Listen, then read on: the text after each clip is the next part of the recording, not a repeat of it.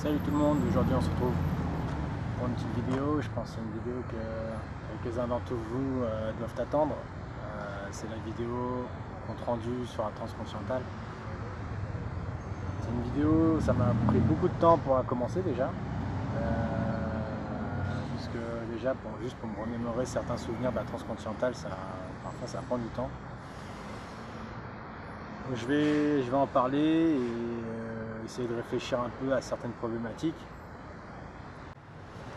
On a commencé à rouler. Déjà dès la première montée, il y a des mecs, et j'en fais partie malheureusement, qui ont balancé 350-400 watts dans la première montée, comme si c'était un sprint. Le premier arrivé en haut allait gagner la course. C'est une course de 4000 km, il n'y a aucun intérêt à sprinter dès la première montée. Le seul intérêt qu'il y a d'être devant, c'est de ne pas subir ceux qui vont devoir poser le pied à terre. Et ça, c'est la seule raison pour laquelle je me retrouve devant. Mais j'éprouve aucun plaisir dans cette montée-là à balancer 400 watts pour finir devant, quoi. Je pourrais rouler moins vite et très bien grimper cette côte sans être emmerdé par qui que ce soit. C'est en discutant avec James Hayden que je me suis fait cette remarque-là. Juste après la première montée, peut-être une heure après, on a roulé et on roulait ensemble et on croisait d'autres mecs qui nous doublaient, quoi. Et genre les mecs en mode Mac 12, quoi. Et là je me suis dit, mais pourquoi les mecs roulent à bloc dès le début? Ok, je veux bien comprendre l'euphorie du départ, etc. Moi-même, parfois, je suis euphorique. Je roule fort dans les premiers jours. Mais de là à rouler, je sais pas, nous on devait déjà, James et moi-même, on devait rouler entre 32 et 35 km/h. Et les mecs nous doublaient comme si les mecs roulaient à 40-45, quoi. Je me pose la question, est-ce que dans la tête de ces mecs-là, est-ce que les mecs se disent ils vont tenir le rythme comme ça toute la nuit ou pire toute la course, quoi. Et ça, c'est un conseil que je donne aux débutants qui se lanceraient pour la première fois dans une transcontinentale, c'est que ne vous laissez pas influencer par le comportement des autres riders qui roulent à fond dès les premiers jours. C'est pas révélateur de leur niveau réel, ni même du fait de savoir s'ils vont finir ou non la course, quoi. Et prenez votre temps, roulez tranquille, grimpez la première côte tranquillement à votre rythme. Et la première nuit, abordez-la de manière sereine, en roulant tranquillement. C'est pas, certes c'est une course, mais c'est pas dans la première nuit, dans les premières heures que la course se joue, quoi. C'est une course de 2 semaines pour certains. Prenez votre temps, allez-y tranquillement.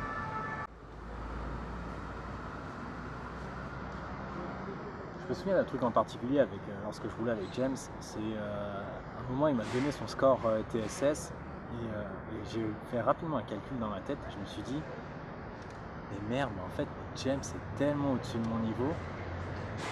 Et j'avais beau avoir l'impression d'être un petit rythme endurance, etc. En fait, je me rends compte que James c'était encore tellement plus facile.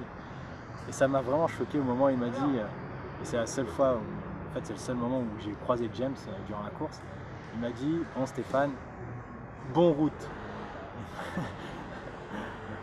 Petite faute, mais il m'a dit, ouais Stéphane, bon route. Et puis il a commencé à pédaler et il est parti, quoi. Et là je me suis dit, ça sert à rien que j'essaye de le suivre, quoi. Ce mec-là il est tellement au-dessus de mon niveau.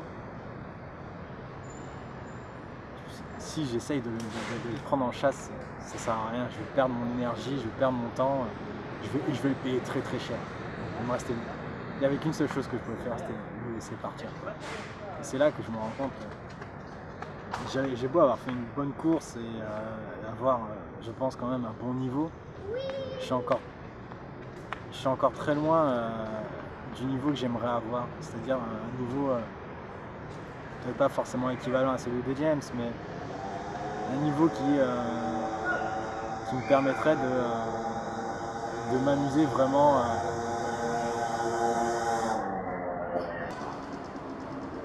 Je me dis qu'en tout cas que le niveau de James, c'est très probablement un niveau que j'aimerais atteindre, quoi, pour pouvoir m'éclater vraiment à rouler.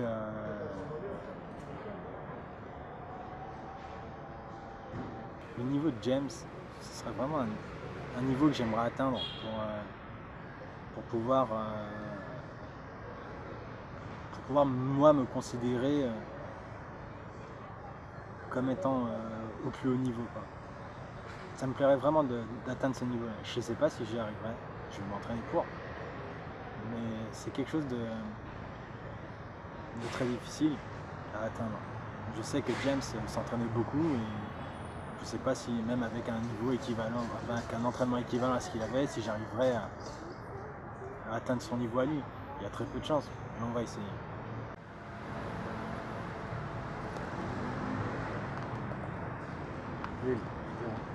Oui, je me souviens de quoi on va parler. Je pense que ça, c'est d'ailleurs quelque chose qui a été l'un des points les plus marquants pour moi sur cette transcontinentale. C'est le fait que j'ai roulé 900 km sans dormir.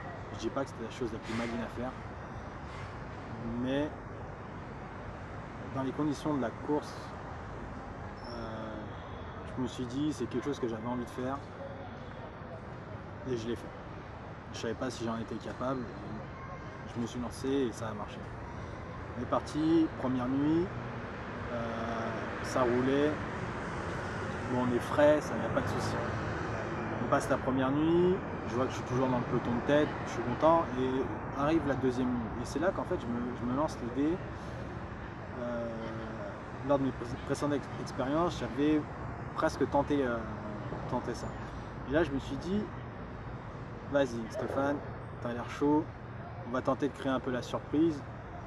Roule le plus longtemps que tu peux, le plus loin, et comme ça quand les mecs le lendemain, les mecs de tête le lendemain quand ils vont se réveiller, ils vont te voir devant, ils vont être surpris. Tu vas marquer quelques points effet psychologique. Enfin, c'était ce que je m'étais dit un peu en mode déconnade, quoi, un peu pour me motiver, quoi. Et c'est passé quelque chose que j'avais pas prévu. L'un des concurrents qui était juste devant moi, quand je dis juste devant moi, il était en fait, j'ai réussi à le rattraper jusqu'à 100 mètres devant moi. Il était à 100 mètres devant moi, je le rattrape et je le vois rentrer dans une rue qui était l'une des rues que je devais emprunter. Et lorsque moi je rentre dans cette rue, je retrouve Craig Bachelor par terre. Donc je vais le voir et apparemment, suite à une petite erreur d'attention, il vérifiait son Garmin, sa route, etc. Il n'a pas vu un poteau en plastique qui délimite les places de parking. Il y en avait un, il se l'est pris et il a chuté. Donc je vais à sa rencontre. Tout de suite, je lui demande comment ça va et il me dit qu'il ne peut pas se relever.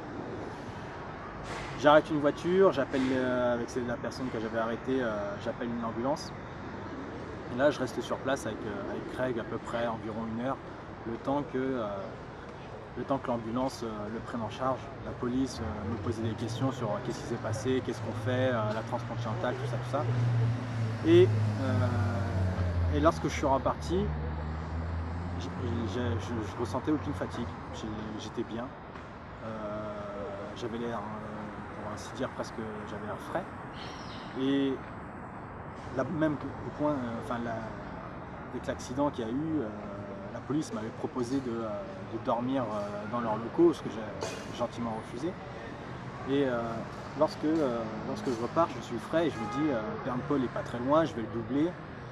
Et je serai premier et je vais dormir quelques heures, comme ça quand les mecs vont se réveiller, ils vont se dire ah putain Stéphane est devant. Et en fait, plus je roulais, et la fatigue en fait ne se faisait toujours pas ressentir. Jusqu'au point où en fait le jour se lève, j'ai toujours pas dormi. Et là je me suis surpris, je me suis dit putain Stéphane, t'as passé la deuxième nuit et t'as toujours pas dormi. Je continues de rouler, tu es chaud pour continuer sur la journée. Et là, je me suis dit, putain, ça fait un bout de temps que je me suis pas arrêté là. Mais je ressentais pas ce besoin. Finalement, j'arrive au premier checkpoint. Je sais que ça commençait à monter. Je me sentais pas, dans les montées, je suis pas spécialement fort. Et je me souviens que je suivais un peu le tracker et je voyais Björn Lennart me rattraper une allure incroyable. Et en fin de compte, j'arrive au deuxième checkpoint en deuxième position, derrière Björn Lennart, derrière Bernd Paul qui était déjà reparti d'ailleurs. Björn, lui, moi je commence à me prendre un petit déjeuner au checkpoint et Björn me rattrape à ce moment-là. Et lui, il est tellement chaud bouillant, il remplit juste ses gourdes avec de l'eau, franchement, il ne prend même pas de quoi manger. Et il repart direct, il attaque la première montée. Il est déterminé à passer Bernd Paul. Ce qui est incroyable, c'est qu'il le rattrape dans la montée à une vitesse hallucinante. Et moi, je repars un peu après et je continue de rouler cette journée-là. Et là, on est à peu près à 700, je crois que je suis à 770 km, toujours pas dormi. Donc je continue à rouler. Le jour, le fait qu'il y ait du soleil, moi ça me permet très facilement de rester éveillé. Et donc j'atteins la ville de Innsbruck en Autriche. Là on arrive à 900 km. Et là c'est quelque chose d'incroyable pour moi, jamais j'aurais espéré aller aussi loin sans dormir. Et donc j'arrive à Innsbruck et là je casse mon câble de dérailleur arrière. Donc je me retrouve forcé à m'arrêter. Je vais dans un bike shop, j'arrive au bout du 5e bike shop, je finis par trouver quelqu'un de suffisamment compétent pour réparer mon câble de dérailleur. Je me pose par terre dans le bike shop en attendant, je me repose très légèrement. Le moment de repartir, quand mon vélo est réparé, je me relève et là il y a tout qui bascule. Je perds un peu d'équilibre et là je me retrouve genou à terre, plus pouvoir me relever. Là je suis à bout. Là je suis vraiment physiquement je suis à bout. J'ai besoin de dormir. Très clairement, je ne pouvais plus aller plus loin. Et là, les mecs du bike shop ont très bien réagi, comme ils m'avaient tous un peu posé la question qu'est-ce que je fais, la course à Transcontinental, etc. Ils ont tout de suite bien réagi, ils m'ont donné des gels, énergie, etc. Ils m'ont filé une chaise et j'ai dormi en fait 2 heures dans le bike shop. Et ça m'a dormi. J'ai somnolé pendant 2 heures. J'entendais les gens parler autour de moi, ouais, qu'est-ce qui se passe, qui parlaient en anglais d'ailleurs, on était en Autriche. Les mecs parlaient, ouais, qu'est-ce qu'il fait, etc. et tout, pourquoi il dort. Et je me souviens que ça m'a marqué parce que je me suis dit, si ça m'arrivait en plein milieu de la route, là j'aurais été très mal. Là j'aurais vraiment risqué la chute, peut-être même l'accident. Donc ça c'est un autre conseil que je donne aux débutants. Et d'ailleurs ça me fait penser à l'accident de Craig. C'est que n'attendez pas d'être trop fatigué pour aller vous reposer. Je me souviens de Craig lorsqu'il avait chuté. Il était dans un état de fatigue. Ça se voyait sur son visage, il était extrêmement marqué. Et ça, c'était quelque chose. D'ailleurs, si je me souviens bien, il m'a dit, lorsque je lui ai demandé comment ça allait, bon, il m'a dit que ça allait pas, mais il m'a dit quelque chose un peu comme ça tombe bien parce que je comptais abandonner. Si je me souviens bien, hein, je suis pas certain. Je me suis dit, mais pourquoi un mec à ce moment-là, il était en 3e position, pourquoi un mec souhaiterait abandonner? Est-ce que justement la fatigue, le fait que ce soit la nuit, qu'il n'ait peut-être pas suffisamment mangé, lui donne l'impression qu'il est vraiment allé beaucoup trop loin et que jamais il arrivera au bout. Et c'est là que ça me fait penser l'un des conseils que Mac donnait, qui est d'ailleurs dans le race manual de la transcontinentale, c'est de ne jamais abandonner la nuit. Allez vous reposer, allez manger un morceau pour le lendemain matin, mettez-vous bien et ensuite réfléchissez aux différentes options. Les choses sont... Vous verrez les choses tout de suite sous un meilleur angle. Donc c'est pour ça. Ne vous mettez pas dans une situation où vous allez perdre en lucidité, en capacité de réflexion. Vous risqueriez de prendre la mauvaise décision. Prenez soin de vous sur la route.